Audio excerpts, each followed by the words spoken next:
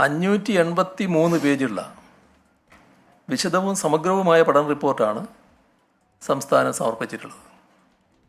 ഈയൊരു പ്രക്രിയക്കെടുക്കുന്ന സ്വാഭാവികമായ കാലതാമസമാണ് 3 മാസം.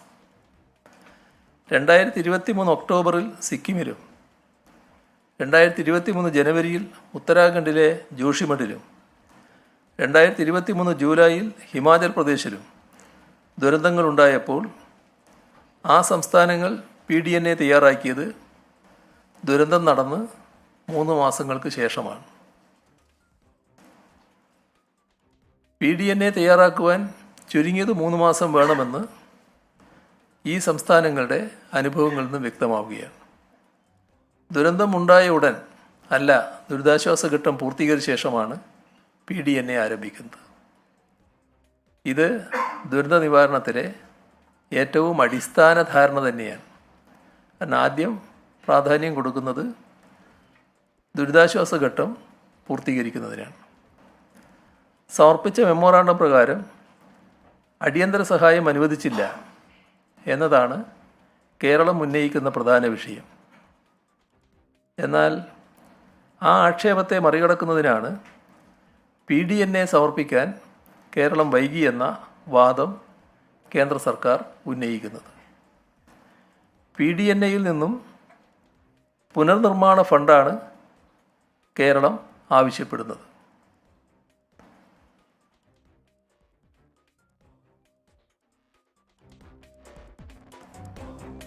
ത്രിപുര, തെലുങ്കാന, ഉത്തരാഖണ്ഡ് എന്നീ സംസ്ഥാനങ്ങളിൽ വയനാടിൻ്റെ അത്രയും തീവ്രത ഇല്ലാത്ത ദുരന്തങ്ങളുണ്ടായിട്ടും വളരെ വേഗത്തിലാണ് കേന്ദ്ര സഹായം ലഭ്യമാക്കിയത്. ഈയിടെ മഴക്കെടുതിയുണ്ടായ ത്രിപുരക്ക് 40 കോടി രൂപ, പ്രളയമുണ്ടായ ആന്ധ്രാപ്രദേശിനും തെലുങ്കാനയ്ക്കും 3448 കോടി രൂപ. ദുരന്തം സംഭവിക്കുന്നതിന് മുൻപ് തന്നെ മുൻകരുതലായി ബീഹാറിന് 11,500 കോടി രൂപ. ഇതെല്ലാം കേന്ദ്ര ഗവൺമെൻറ് സഹായമായി പ്രഖ്യാപിച്ചതാണ്. അതേ കേന്ദ്ര സർക്കാരാണ് കേരളത്തോട് ഈ അവഗണന കാണിക്കുന്നത്. കേന്ദ്ര സർക്കാർ പ്രളയ ദുരന്തം നേരിടാനുള്ള സഹായ പദ്ധതികൾ പ്രഖ്യാപിച്ചപ്പോൾ ബീഹാർ, ആസാം, ഹിമാചൽ പ്രദേശ്, സിക്കിം തുടങ്ങിയ സംസ്ഥാനങ്ങളെ മാത്രമാണ് പരിഗണിച്ചത്. ഇതും ഇതിനോടൊപ്പം കൂട്ടിച്ചേർത്ത് വായിക്കേണ്ടതാണ്. കേന്ദ്രത്തിന് സമർപ്പിച്ച നിവേദനത്തിൽ പ്രധാനമായും 3 കാര്യങ്ങളാണ് സംസ്ഥാന സർക്കാർ ആവശ്യപ്പെട്ടിട്ടുള്ളത്. ഒന്നാമത്തെ ആവശ്യം, മേപ്പാടി ചൂരൽമല ഉരുൾപൊട്ടലിനെ ദേശീയ ദുരന്ത പ്രതികരണ നിധിയുടെ മാനദണ്ഡം അനുസരിച്ച് ഡിസാസ്റ്റർ ഓഫ് സിവിയർ നേച്ചർ, അതായത് തീവ്ര സ്വഭാവമുള്ള ദുരന്തം ആയി പ്രഖ്യാപിക്കണമെന്നതായിരുന്നു. ഇത്തരത്തിൽ പ്രഖ്യാപിച്ചാൽ പുനരധിവാസത്തിനായി വിവിധ അന്തർദേശീയ ബഹുരാഷ്ട്ര സ്ഥാപനങ്ങളിൽ നിന്ന് സംസ്ഥാന സർക്കാരിന് കൂടുതൽ തുക കണ്ടെത്താൻ ശ്രമിക്കാം. കൂടാതെ ദേശീയ ദുരന്ത പ്രതികരണ നിധിയിൽ നിന്നും കേരളത്തിന് സഹായം നൽകാൻ കേന്ദ്ര സർക്കാർ ബാധ്യസ്ഥമാവുകയും ചെയ്യും. രണ്ടാമത്തെ ആവശ്യം, ദുരന്ത നിവാരണ നിയമത്തിൻ്റെ 13-ാം വകുപ്പ് പ്രകാരം ദേശീയ ദുരന്ത നിവാരണ അതോറിറ്റിയിൽ നിക്ഷിപ്തമായ അധികാരം ഉപയോഗിച്ച് ദുരന്തബാധിതരുടെ എല്ലാ കടങ്ങളും എഴുതി തള്ളണമെന്നുള്ളതാണ്.